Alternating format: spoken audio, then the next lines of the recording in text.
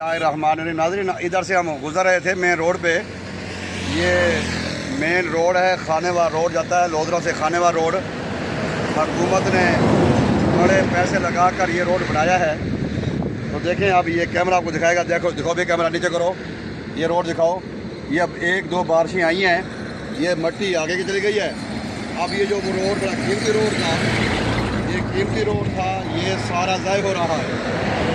अगर आज हमने ये देखें रोड, आपको कैमरा दिखाएगा, ये रोड दिखाओ चलता हुआ, ये कैमरा आपको दिखाएगा कि ये रोड चल रहा है, ये रोड चल रहा है।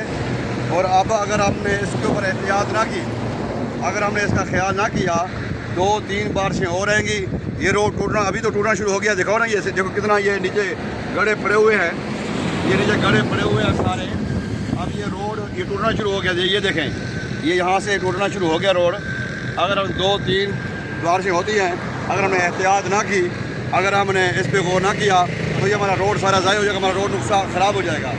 इसलिए जो मुतल्लिका इदारे हैं उनसे भी गुजारिश है, और जो अहले इलाका उनसे भी गुजारिश है कि इन रोड को टूटने से बचाएं। ये हमारा पैसा है, हमारे टैक्स से ये रोड बनाया है। फिर हम कहते हैं जी गवर्नमेंट रोड नहीं बनाती।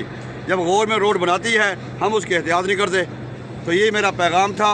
ये जो मुतल्लिका इदारे हैं, CM पंजाब है या PM पाकिस्तान है, कोई भी इदारे हैं, उनको भी चाहिए कि इसकी देखभाल के लिए करें। अगर हम इसमें देखभाल ना की, तो ये 2-3 बारिशों में ये रोड हमारा ख़त्म हो जाएगा। उम्मीद करता हूँ कि आपको ये हमारी राय पसंद आएगी। जो भी ये मेरी वीडियो देखे, ये आगे से आगे पहुँच जाए। ये हमारे इलाके में अगर ये रोड का हाल है, तो आपके इलाके में भी रोड का यही हाल होगा। जो रोड नए बनते हैं, वो रोड कैसे टूटते हैं? ये बारिशों की वजह से टूटते हैं, क्योंकि बारिशों में पानी का निकास होता नहीं है, तो रोड टूट जाते हैं। इसी तरह ज़्यादा चाहूँगा। अल्लाह हाफ़िज़, अस्सलाम वालेकुम।